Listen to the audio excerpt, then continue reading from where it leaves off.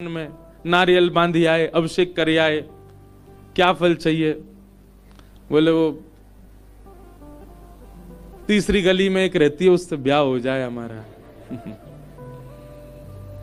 मनोकामना मांग रहे। पीपल के पेड़ पर लाल कपड़ों से महाराज भर दिया पीपल पूरा। पंडित जी ने बताया सुबह 4 बजे उठना प्रारंभ करो, 4 बजे उठ के स्नान ध्यान करके ठाकुर जी की सेवा करो। ठाकुर जी की सेवा से मतलब नहीं है, वो मिलनी चाहिए हमको, उससे ब्याह करना है हमको। उसके लिए चाहे जो हमको नियम बता दो। बंधन युक्त होने के लिए आप धर्म का आश्रय ले रहे हो, और वैसे ब्राह्मणों को पूछते नहीं है, वैसे धर्म का कोई स्थान नहीं है, पर हां फेरा तो अग्नि जला के ही लेंगे। हे ब्राह्मण देवता, आप अच्छे से मंत्र बोल देना।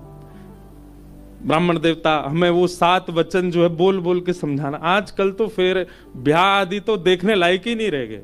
एक नए होते हैं म्यूजिकल फेरे, किसी के हुए हूं तो क्षमा, अगर यहां पर, क्योंकि आजकल ट्रेंड में चल रहा है, उसमें एक एक चीज गा गा के की जाती है। अरे राम, मैंने एक आध ब्याहों में देखा, मेरा तो हृदय घबरा गया।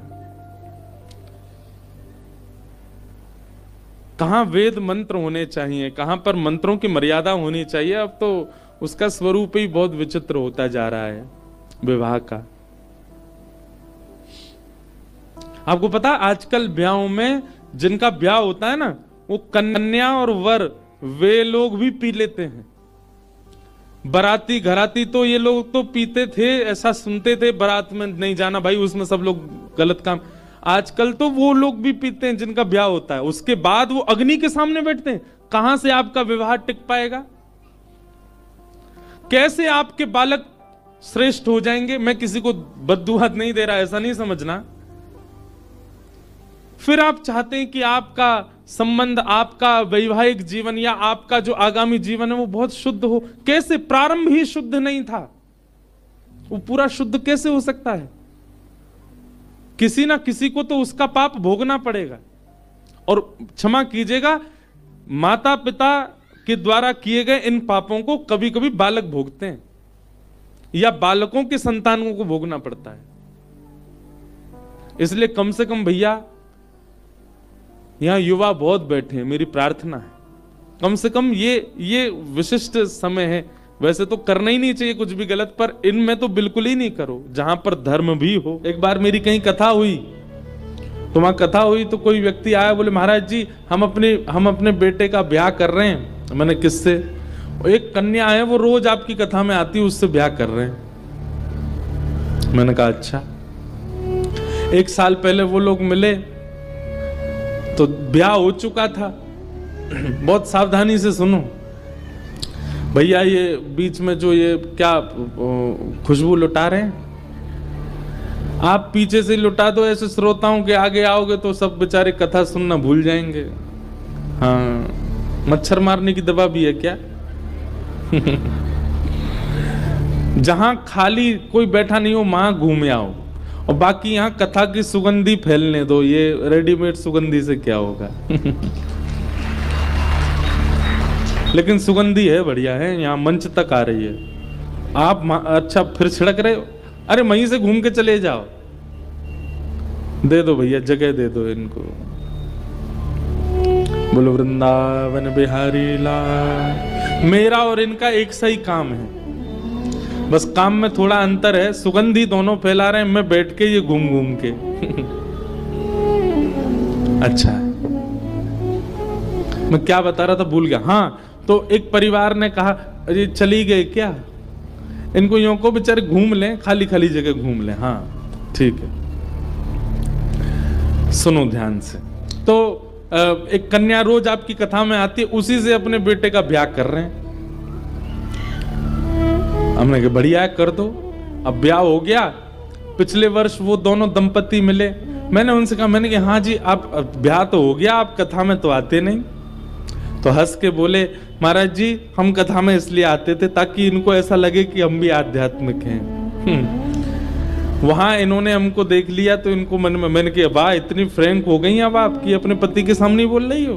बोले हाँ अब तो दोनों की मित्रता है, लेकिन हम कथा में इसीलिए आते थे ताकि इनके और इनके परिवार को दिखे कि हम भी कथा सुनते हैं। तब एक और पॉइंट समझ में आया, कई लोग कथा में इसलिए भी आते हैं कि किसी को दिखाना है कि हम भी कथा सुनते हैं। कई लोग कथा में इसलिए भी आते हैं कि कैमरा घूमेगा तो फिर जो लोग दिख रहे हैं देख रहे हैं उनको भी हम दिख जाएंगे। आजकल महाराज आडंबर भी लोग ये जो काले काले खड़े हमारे सामने, इनके लिए भी करते हैं।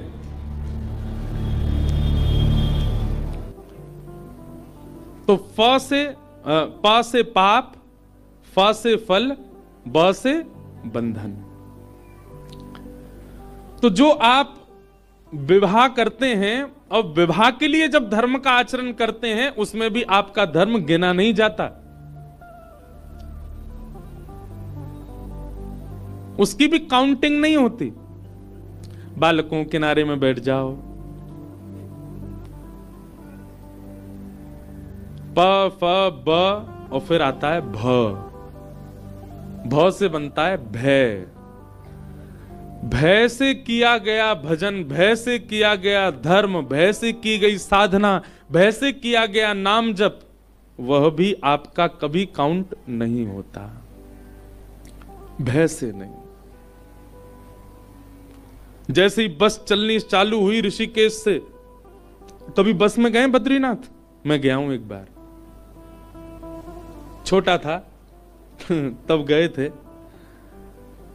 जैसे ही बस चलनी शुरू होती है या गाड़ी चलनी शुरू होती है, ऋषिकेश से ऊपर जैसे ही पहुंचे, शिवपुरी पार हुआ, और जैसे ही महाराज टर्न आता है, भूत पिशाच निकट नहीं आवे, महावीर जब नाम सुनावे, ना से रोग हरे सब पीरा, जपत निरंतर हनुमान, ओम नमः शिवाय, ओम नमः शिवाय, ओम नमः शिवाय, ओम नमः शिवाय। हे गंगा मैया कृपा करना, हे भैया बस वाले भैया ने किनारे आके चला, भैया कहाँ ले जा रहे हो भैया?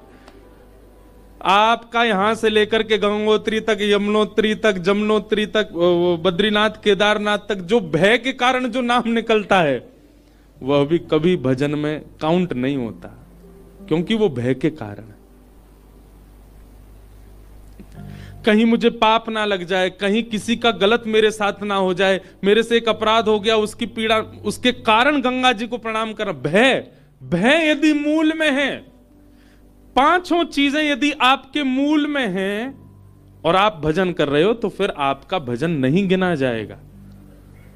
पाप की निवृत्ति के लिए, फल की प्राप्ति के लिए, बंधन युक्त होने के लिए, भय मुक्त होने के लिए।